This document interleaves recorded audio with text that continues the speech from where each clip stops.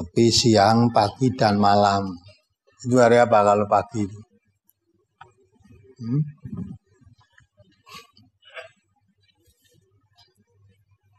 Sholat pagi, sholat apa? Permulaan tepi siang, subuh. Nah, subuh. Kalau permulaan tepi malam, maghrib. Maghrib. Ya, itu permulaan tepi siang, yaitu pagi dan malam. Kalau permulaan tepi, bukan permulaan siang, permulaan tepinya siang. Jadi belum siang, yaitu subuh. Kemudian permulaan tepi malam, ya maghrib. Apa lagi? Itu saja yang ditanyakan. Apa lagi? Berikutnya halaman 2, hadis yang pertama dari atas. An Anasin anin Nabi sallallahu alaihi wasallam qala, awwalu ma yuhasabu bihil abdu yaumal qiyamati as-salatu. Fa in saluhat saluha sairu amalihi wa in fasadat fasada sairu amalihi. Rawahu at-Tabrani fil Awsat. Dari Anas dari Nabi sallallahu alaihi wasallam beliau bersabda, amal yang pertama-tama dihisab atas seseorang hamba pada hari kiamat adalah sholatnya. Maka jika sholatnya baik, baiklah seluruh amalnya. Dan jika sholatnya rusak, rusaklah seluruh amalnya. Hadis riwayat Tabrani di dalam Al-Awsat dan dalam Majma'uz Zawaid. Mohon penjelasan hadis ini. Apabila sholatnya baik, maka baiklah seluruh amalnya. Dan jika sholatnya rusak, rusaklah seluruh amalnya. Ustaz. Ya, sudah jelas itu, Pak. Maka sholat itu menjadi kuncinya surga. Ya? Sholatu miftahul jannah. Jadi sholat itu menjadi kuncinya surga. Karena itu menjadi penentu baik buruknya amal seseorang. Kalau sholatnya baik, semua amalnya mesti baik. Tidak diragukan itu. Baliknya kalau sholatnya rusak, semua amalnya mesti rusak. Maka kalau sholatnya rusak, tidak mungkin bisa masuk surga. Kuncinya surga itu sholat. Sholat rusak, tidak mungkin masuk surga. Kalau tidak sholat, mungkin nggak masuk surga.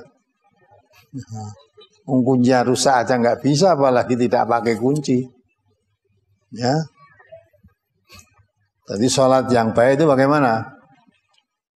Sholat yang baik itu tidak hanya sekedar memperhatikan waktunya, ya, juga caranya juga. Nabi kita mengatakan shollu kama ra'aitumuni sholli.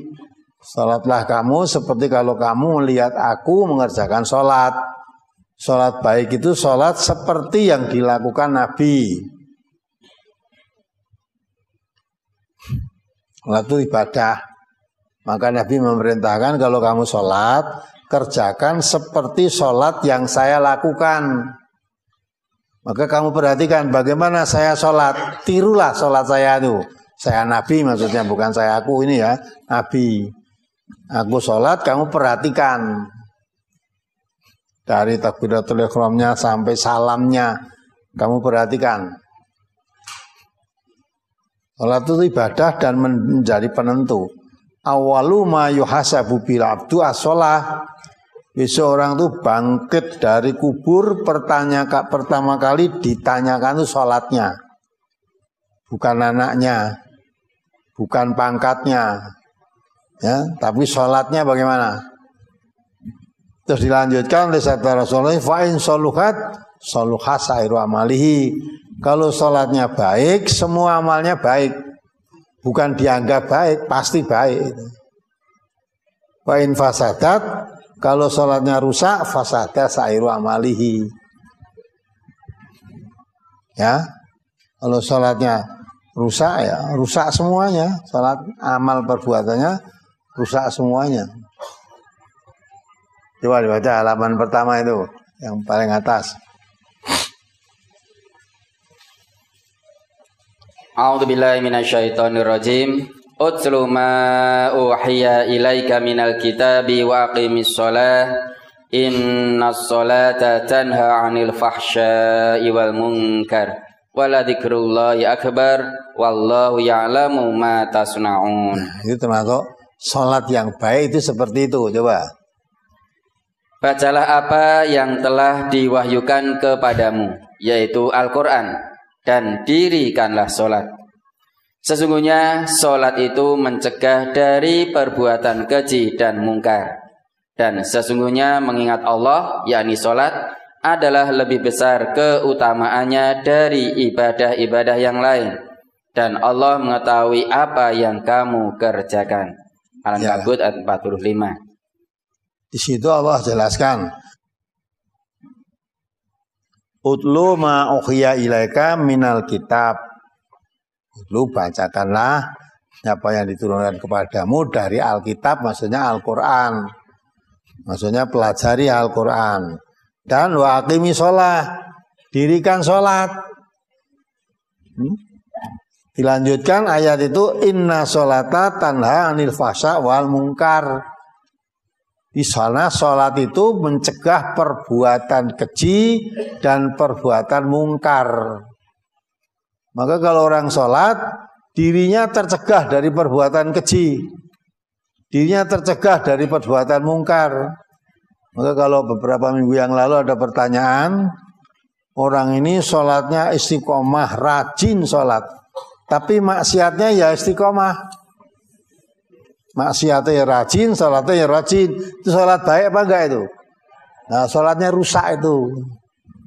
Kalau sholat rusak itu dia tidak mau berbuat keji, tidak mau berbuat mungkar. Ini suatu kemungkaran, hindari. Perbuatan mungkar artinya sesuatu perbuatan apabila dia lakukan, ya, makin menjauhkan dirinya dari Allah. Itu mungkar. Kebalikannya dari ma'ruf. Nah, ma'ruf itu suatu perbuatan apabila dilakukan makin mendekatkan diri orang itu kepada Allah.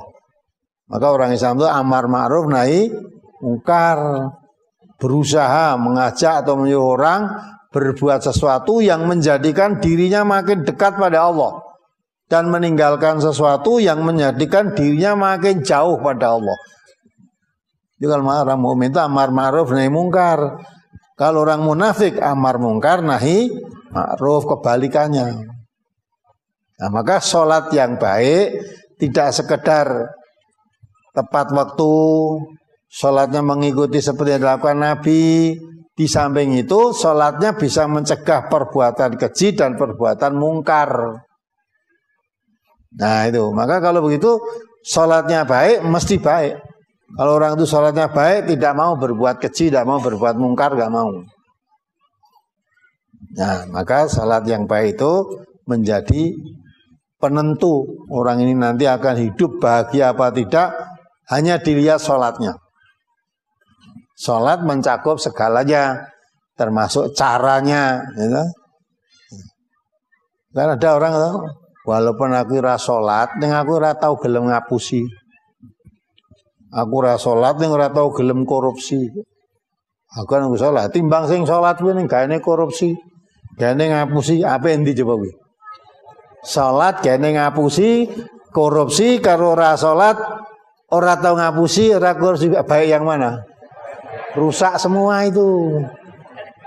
Ya, walaupun kowe apik karo wong, tidak pernah ngapusi manusia, ya. Tidak mau, kemudian tidak pernah menipu manusia, tapi kamu menipu Allah. Tang sholat itu menipu Allah. Ya, karena ketika manusia mau lahir di dunia itu sudah berjanji, ketika itu kita semua ditanya oleh Allah, alastu birabbikum? Dan kamu mengakui bahwa aku Tuhanmu? Kita semua dulu menjawab apa? Qalu bala syahidna. Ya betul ya Allah, Engkau adalah Tuhanku. Ya. Dan kita memang diberi amanat, kita lahirkan di dunia itu hanya untuk beribadah kepadanya. Nah, kalau tidak berarti menipu Allah. Nah, Allah aja ditipu, mana mungkin bisa jujur. Allah yang tidak bisa ditipu aja dia menipu, apalagi manusia yang mudah ditipu. Maka jangan percaya kalau ada orang tidak sholat, saya tidak pernah menipu, saya nggak pernah bohong. Tidak mungkin. Justru kamu sebelum mengucapkan itu kamu sudah bohong pada Allah. Kamu sudah menipu Allah. Allah yang tidak bisa ditipu, tidak bisa dibohongi aja kamu bohongi, kamu tipu, apalagi manusia. Nah, maka Nabi mengatakan itu tidak berlebih-lebihan.